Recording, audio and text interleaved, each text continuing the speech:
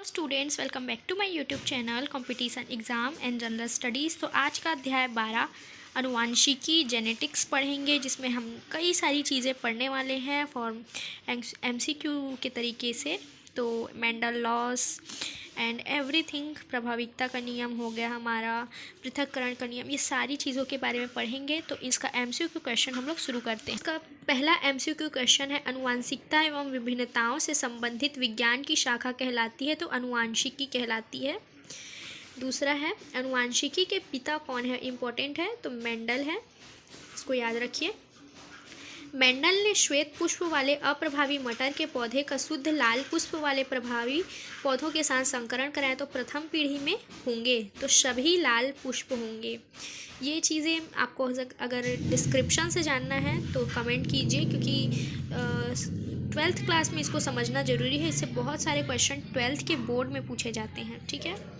चौथा है, RR तथा WW यानी कि लाल और सफ़ेद के संकरण से उत्पन्न संतति गुलाबी है।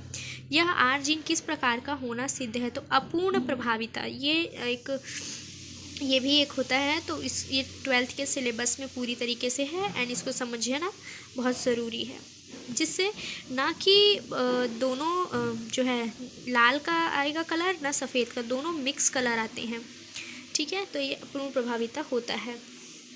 एंड द अप्रभाविता भी कहा जाता है, जिसमें एक अप्रभाविता होता है जिसमें दो गायों का अगर संकरण होता है तो चितकबरी गाय, यानी कि अगर कोई सफ़ेद गाय और भूरी गाय के बीच संकरण होता है तो एक चितकबरी गाय का उत्पत्ति होता है। तो इसे हम अप्रभाविता भी कहते हैं। पांचवा है, मेंडल ने मटर के पौधों का चयन किया क्योंकि उनमें 7 जोड़े विपरीत लक्षण उन्हें दिखाई दिए थे, उपस्थित थे, ठीक है। मेंडल का नियम का अपवाद है कि यह सप्रभाविता इसका अपवाद है, ठीक है। और हाँ, आपको बता दूं कि सप्रभाविता को ही अप्रभाविता भी कहा जाता है। तो जो चितकबरी गाय वाला है वो सप्रभाविता भी कहते हैं उसे। सातवां है, मेंडल के एक संकरण क्रॉस का जीन प्रारूपिक अनुपात होता है? तो 1:2:1 होता है। द्विसंकरण क्रॉस में F2 पीढ़ी का लक्षण प्रारूप अनुपात था, तो 9:3:1, ठीक है, ये था। 9वां है, मेंडल अपने प्रयोगों में संलग्नता को नहीं पहचान सके क्योंकि उनके द्वारा लिए गए लक्षण भिन्न भिन्न गुणसूत्रों पर स्थित थे। ये कारण था, इंपॉर्टेंट है ये भी। मटर के पादप में पुष्प की स्थिति का प्रभावी लक्षण है तो अक्षीय। निम्नलिखित में से मटर के किस लक्षण का अप्रभावी लक्षण सफ़ेद होता है? तो फूल का रंग। निम्न में से कौन सा अनुपात टेस्ट क्रॉस को दर्शाता है? तो 3:1।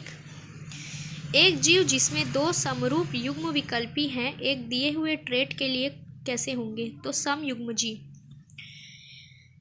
एक F1 संकर और अप्रभावी जनक के मध्य क्रॉस से प्राप्त होता है तो 1:1। स्वतंत्र अपत्यूहन का नियम को यह भी कहा जाता है स्वतंत्र प्रतिसम्मिश्रण का नियम। याद रखिए, ये भी बहुत इंपॉर्टेंट क्वेश्चन है। अपूर्ण प्रभाविता की खोज की थी तो कार्ल कोरेंस ने। सहप्रभाविता का उदाहरण है तो मवेशियों के बालों का रंग, जो मैंने आपको बताया था कि गाय जो है चितकबरी होती है अगर सफ़ेद गाय और भूरे गाय का संकरण हो, तो ये सप्रभाविता का उदाहरण है।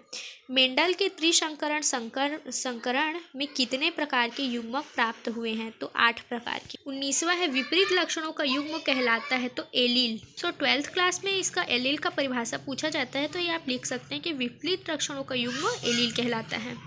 सप्रभाविता में दोनों एलील F1 पीढ़ी में समान रूप से साथ साथ अभिव्यक्त होते हैं।